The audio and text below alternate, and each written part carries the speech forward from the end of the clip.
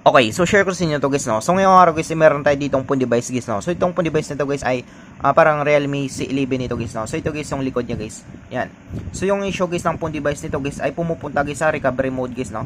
So papakita ko sa inyo guys, pandarin natin. Yan. So nagpa-function guys yung power button niya guys, no. Tapos meron siya ditong nakalagay dito recovery mode. So logo siya, tapos meron din siyang nakalagay dito guys na recovery mode guys sa baba guys, no. Yan, kung makita nyo guys. Yan. So pagkatapos yan, pupunta siya dito guys sa language guys, no. So focus natin guys. Yan. So dito guys ay pumupunta sa dito guys sa language. So try natin click guys yung English. Yan. So pumupunta siya dito guys sa Realme UI recovery guys, no. So kapag ganito guys yung phone device niyo guys, possible guys na merong grounded dito guys sa flex niya guys, no. So possible guys na yung anong dito guys ay dito guys sa button guys, no, sa volume up or dito guys sa volume down guys, no. Kasi dito guys sa ano niya, sa power button niya guys ay gumagana naman siya guys, no. Ang problema lang dito guys dito sa ano, parang matigas na. Yan. So possible guys na nang dito guys yung grounded guys, no. So yung nangyayari dito guys, kahit hindi mo kiniklik guys yung volume ano guys, volume down guys ay nakiklik niya guys, no, kasi nga grounded ito guys yung volume down na ito guys. Yan. So kapag ino-open natin guys yung phone device nito, yung nangyayari parang kiniklik niya dito guys yung power switch tsaka yung volume down guys, no. Kaya pumupunta dito guys sa Realme UI recovery guys, no. Yan. So ngayon guys, ipipix natin guys yung ganitong issue guys ng phone device nito guys, no. Yan. So ang gagawin natin dito guys, bubuksan natin to. So try natin. So matigas talaga guys yung ano niya. Yan. Yan. So parang nagkukusa siya guys, no. Yan. So okay naman dito guys sa ano niya. Dito. Yan. So grounded dito guys, no. Kahit di mo kiniklik guys, nakiklik siya guys. Kahit na ano lang, nasasagi lang siya, parang nakiklik siya. Yan. So click natin power off guys. Bubuksan natin ito guys yung phone device nito guys, no. Okay, so click natin guys yung okay. Yan. So i-off muna natin guys, no. Tapos bubuksan natin guys yung phone device nito. So una natin gagawin dito guys para mabuksan natin, tanggalin natin guys yung SIM tray niya. Yan. So meron pa siyang SIM card guys. Sunod natin dito guys, bubuksan natin guys, no. So dito na tayo dadaan guys. So dito guys, para mabuksan nyo, pwede kayong gumamit guys ng pang opening tools nyo, or pwede kayong gumamit guys ng kuko nyo guys, no. So sa akin guys, prepare ko guys gamitin guys yung kuko guys. So papakita ko sa inyo guys kung paano natin buksan ito guys yung phone device nito guys.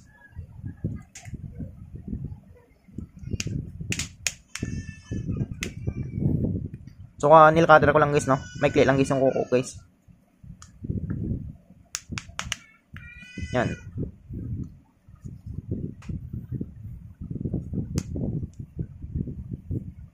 So kahit pa paano guys ay nabubuksan pa rin natin siya guys, no, kahit may click guys yung kuko natin.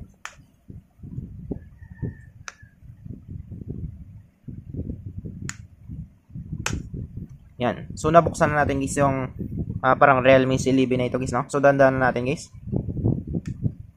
Yan. So ito guys yung loob guys ng Realme C11 guys, no.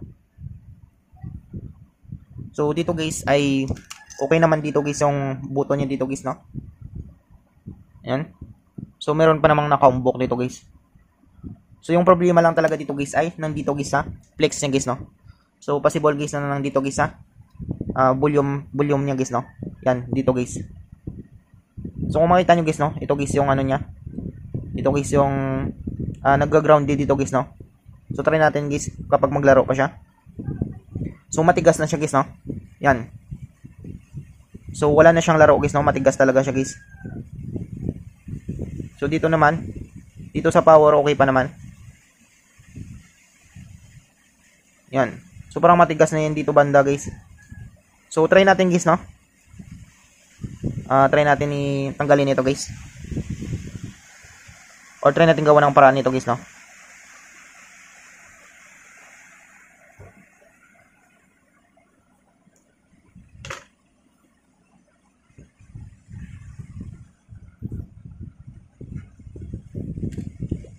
So yung gagawin natin dito guys ay tatanggalin natin ito guys, yung flex nito. So para matanggal natin yan guys ay bubuksan natin ito guys yung unit nito guys, no.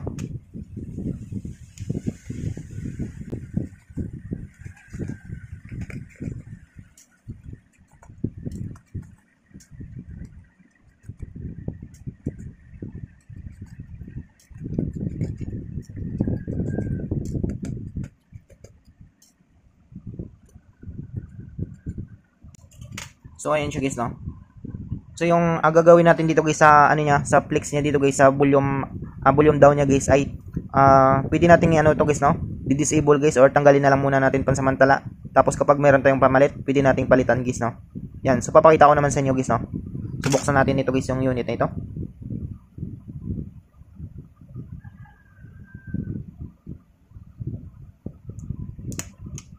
So ito guys yung loob niya guys, no. So tabi natin yan.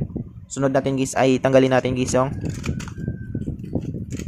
FEC connector guys ng battery niya guys, no. Or yung tinatawag natin guys na flexible printed circuit nito guys.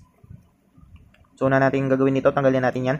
Tapos tanggalin na natin guys yung main plate tsaka yung FEC connector guys ng LCD guys, no. So tanggalin na natin lahat to. Yan. Tapos iangat natin guys, no.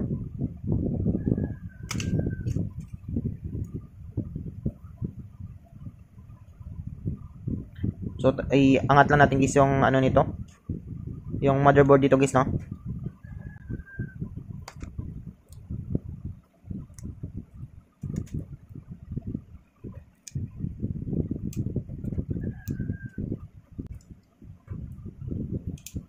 So ayan siya guys, no. Yan.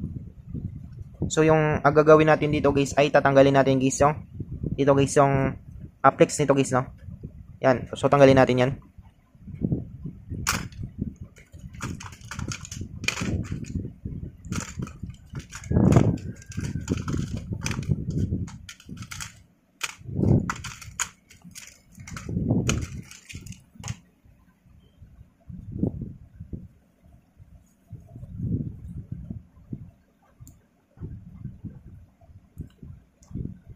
So dandanan nyo guys, no. Pwedeng mapunit kasi ito guys. Kapag napunit ito guys ay hindi na siya mag-function guys, no.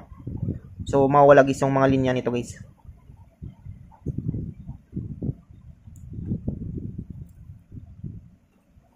Yan. So natanggal natin guys, no.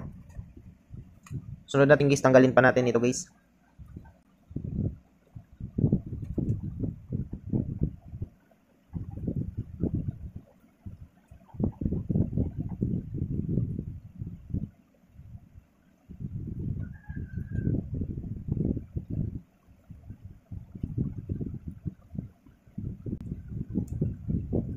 So yan siya guys, no. So natanggal natin guys. So ito guys yung kailangan natin dito guys, no. So ito guys yung flex na ito guys. So dito guys tatanggalin natin guys yung volume down dito guys, no. Ito guys yung button nito guys na volume down. Yan. So papakita ko sa inyo guys, no. So saksak lang natin guys yung soldering iron natin. So focus natin.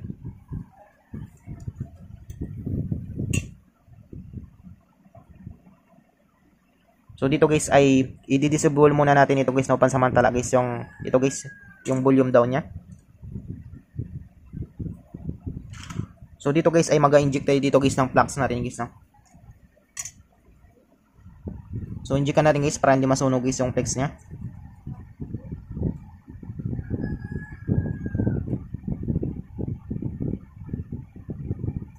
Yan. Tapos kailangan natin dito guys ng lead guys, no. Ito guys, para madali guys yung pagkatanggal natin guys ng volume down niya guys, no. So lagyan na rin natin guys ng tape para hindi siya magalaw-galaw.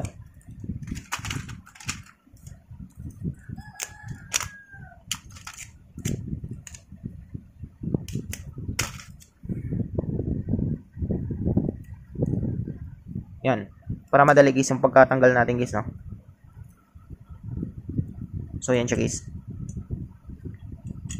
So yung tatanggalin natin dito guys ay ito guys yung volume down guys. So ibaba lang natin guys yung camera natin.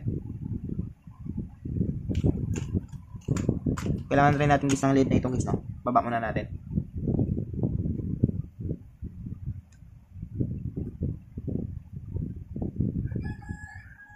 Yan. So higpitan lang natin guys para hindi magalaw guys yung camera natin. Yan, sunod natin dito guys, kailangan natin guys ng soldering natin guys, no. At kailangan natin dito guys ng lead natin. Yan. Tapos simulan natin guys, no, tanggalin natin to guys. Tanggalin muna natin pansamantala guys, no.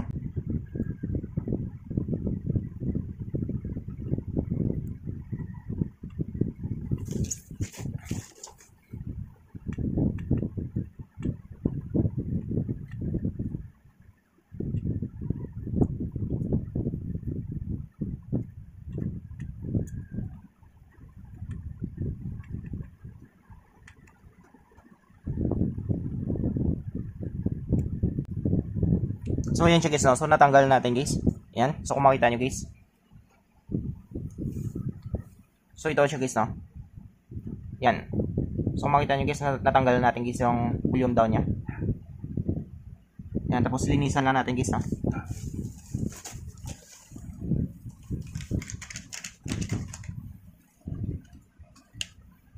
So linisan natin guys.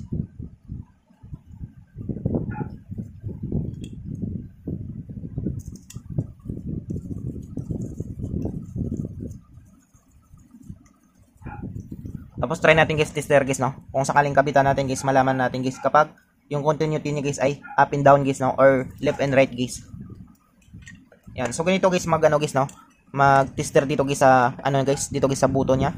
Kung yung ilalagay natin guys yung button guys na up and down or button guys na left and right guys, no. So kung saan yung ano nito guys, continuity nito guys ng analog tester natin guys, ibig sabihin guys nandiyan guys yung up and down niya guys or left and right niya guys, no. Tester natin. Wala.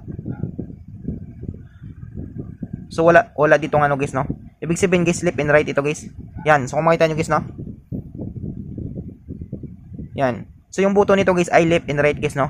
Hindi siya up and down guys. Kasi kapag up and down nito guys, kapag tinutok natin guys yung dalawang point nito guys ng pen tester natin guys ay dapat guys gagalaw yan siya guys, no. Yan, hindi siya gumalaw guys. Hindi siya gumalaw guys, no. Ibig sabihin guys hindi siya up and down. Yung button nito guys ay left and right guys, no. Kapag left and right natin, subukan natin yan. Kung makita nyo guys, ibig sabihin guys left and right dito. Kailangan yung button na ilalagay dito guys ay left and right guys, no. Yan, kung makita naman nyo guys ay pumapalo guys yung analog tester natin. Yan. So, yan siya guys, no. So, natanggal na rin natin guys. Yan, kung makita nyo guys. So, natanggal natin guys yung volume down niya guys, no. So, try natin guys ibalik guys, no, kapag ganun pa rin nangyari guys. So, pansamantala lang ito guys, no, di-disable lang natin.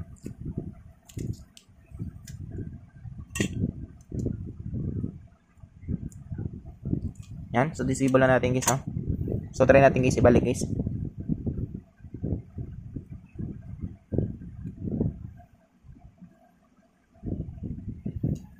So, balik lang natin guys yung camera natin sa taas guys, no.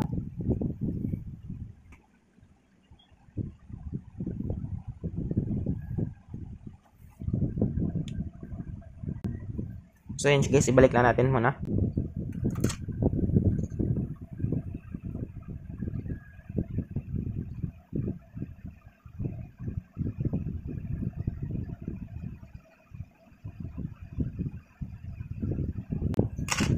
Tapos balik natin guys yung board dito guys, no.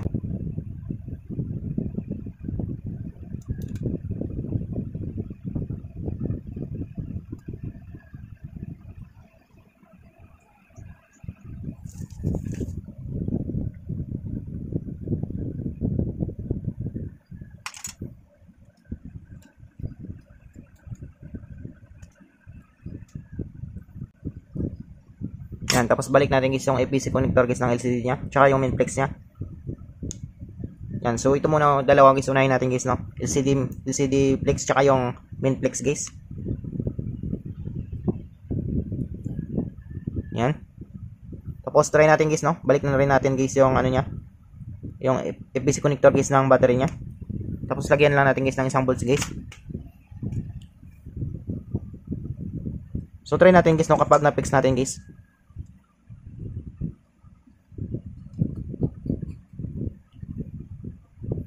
Yan, so try natin guys, pandarin natin. So kapag hindi na siya guys mag-recovery mode guys, ibig sabihin guys ay nandito guys yung grounded guys, no, sa volume down niya guys.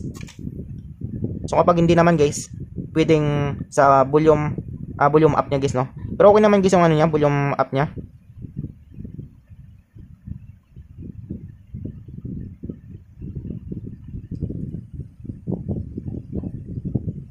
Yan.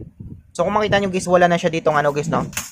Wala na siya ditong guys, wait lang guys, no. Saglit lang guys. Kung makita nyo guys, wala na siyang ano guys, no. Wala na siyang recovery mode guys.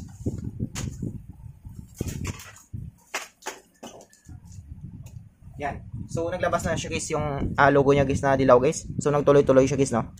So antayin natin guys, no, kapag magtuloy siya guys.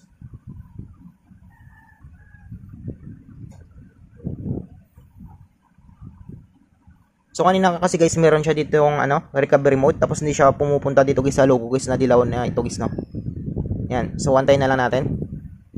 So, try natin kung magtuloy siya guys, no? Kapag magtuloy ito guys, ibig sabihin guys, na-fix natin guys yung issue nito guys, no? Yan. Or yung problem nito guys. Yan. So, kung makita nyo guys, no, nagtuloy na siya guys. So, yung ginawa lang natin guys ay tinanggal natin guys yung grounded niya guys, no? So, yun guys ay pwede nyo siyang, guys, no? Pwede nyo siyang i-disable lang guys or pwede nyo siyang palitan guys, no?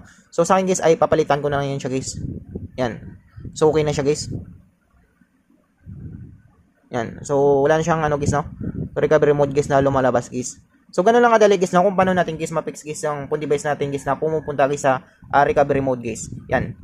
So, I hope guys na matulong sa inyo itong video tutorial natin. Sa mga bago pa lang sa ating channel guys, no? Huwag natin kalimutan guys, i-click guys yung subscribe at yung notification bell button para ma-update ko kayo guys sa susunod natin guys na video tutorial. Thank you guys and God bless sa lahat.